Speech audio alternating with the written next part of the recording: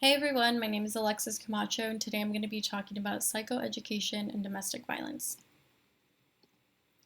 So, a brief overview. The reason why this type of group needs so much attention is because of the increase among women ranging from ages 18 to 24, as well as 25 to 34.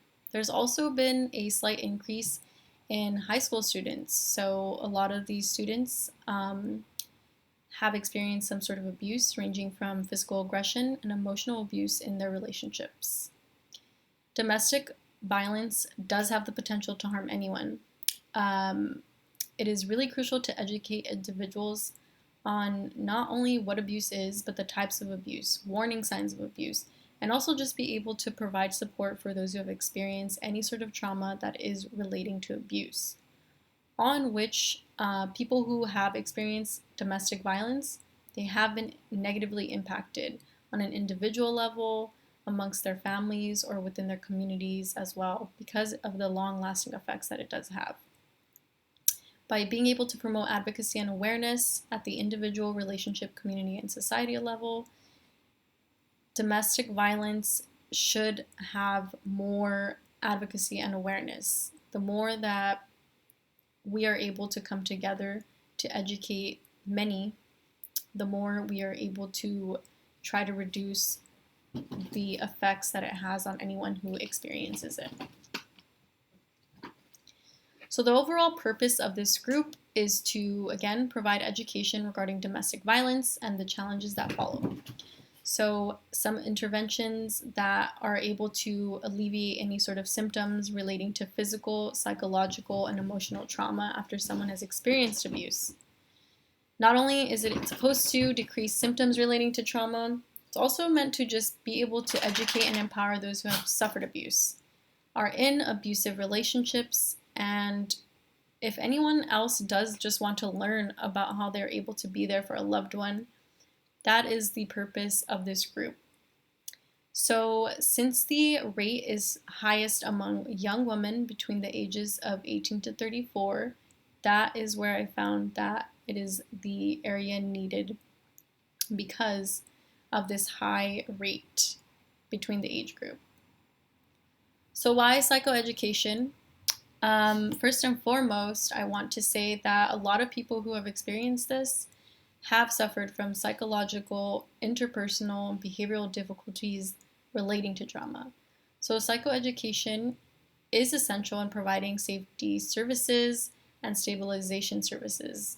It also gives the facilitator the creativity to be able to plan educational activities that are supposed to kind of just help people, their attitudes, be able to provide them skills, and being able to give people the space to feel comfortable, safe, and also relatable. So the more that people are able to relate to one another, the less that they'll feel these range of emotions that people feel after going through such a traumatic experience.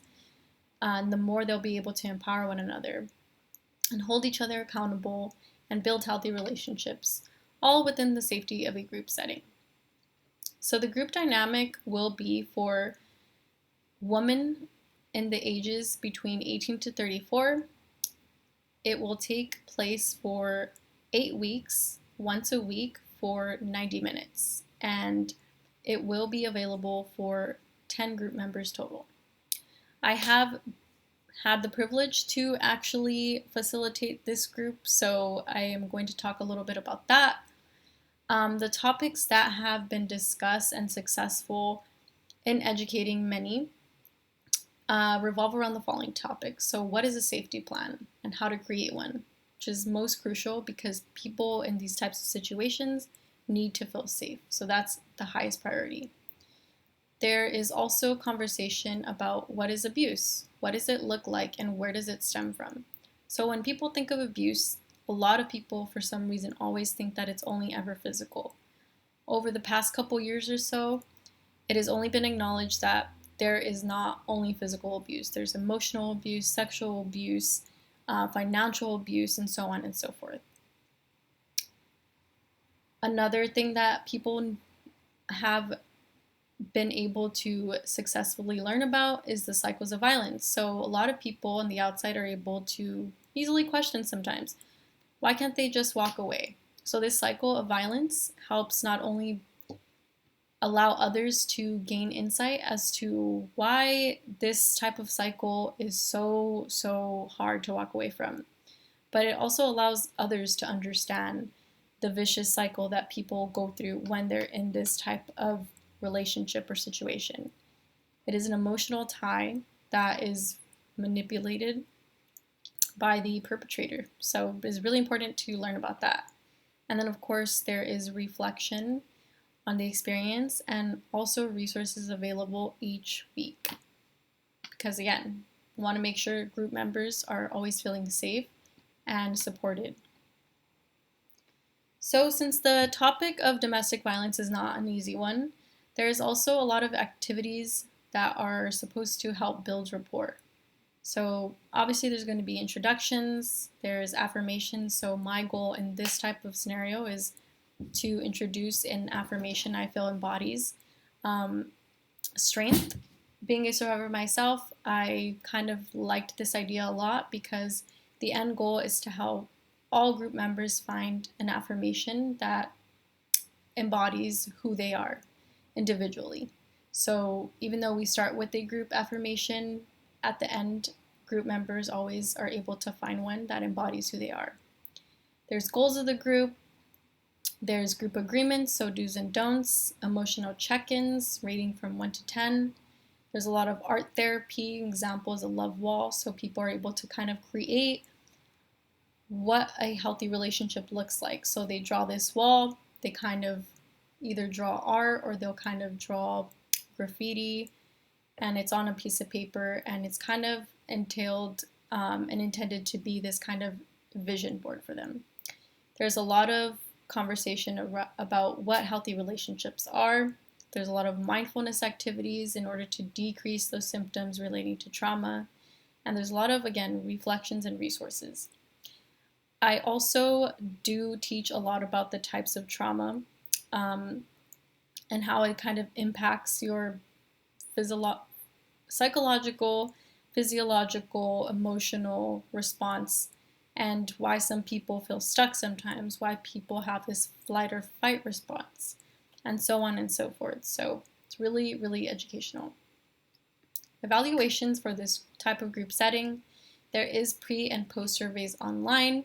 So for example, I did this group therapy, I facilitated this online.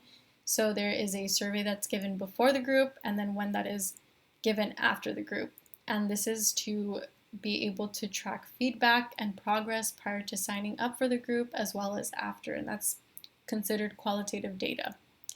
Another way that evaluations are done, I do have the advantage of working with a certified advocate of domestic violence, which creates a very collaborative approach, not only for myself, but between the professional and myself and the group members as well. So the group members are always actively being able to be a part of this process. So they feel like they have a voice, they feel like they're not alone, and they're able to contribute in some way. So again, since I was able to facilitate this, these sessions are recorded to monitor what may or may not be lacking. So again, since I work with a professional, she's able to kind of give me some guidance in areas that I may need for educational purposes. And of course that the members do sign a consent form for this as well. So some advantages. For this specific group that I facilitated, a lot of the people liked that the group is held online. It's an ease of access for them. But I'm also mindful of some barriers for some individuals. Some people don't have complete privacy. Some people want to go through this healing journey by themselves, so they don't want other people in the house to hear. So even though it was an advantage for many, some saw that as a disadvantage of not being able to be in person with the group. Since it was held on the weekend, it was way easier for people to attend because they work on the weekdays and they prefer services either after work or if available on the weekends. So that was really great. It's overall just very educational. It allows a lot of people to gain a better understanding of the issue itself and being able to have that support after the experience, or, again, if they are still currently in that relationship or situation, they're able to have that support. And of course, they're able to have a community where they feel that they have a voice. It also provides a great sense of safety and strength, and it also provides a healing journey.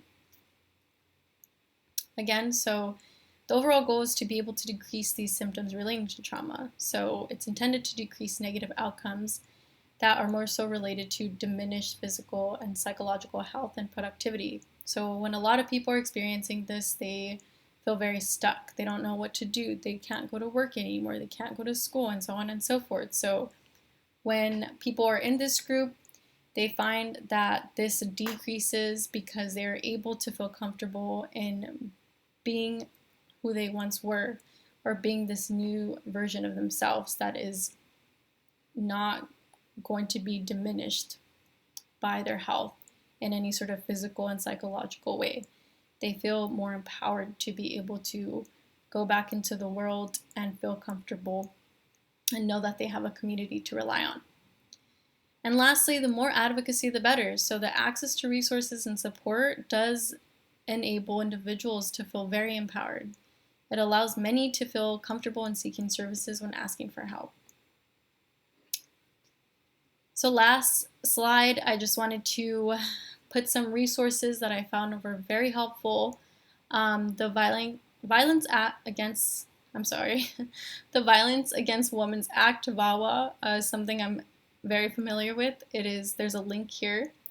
This is kind of just showing the ways that these types of support groups have been very cost effective and very, very helpful for people who have experienced domestic violence or sexual assault or dating violence.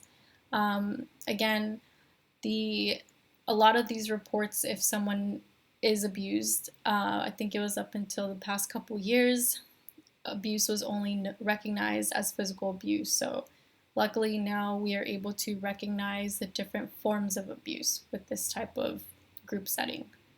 So again, that's why I'm saying education is absolutely necessary. It brings awareness of the issue and it allows people to feel safe.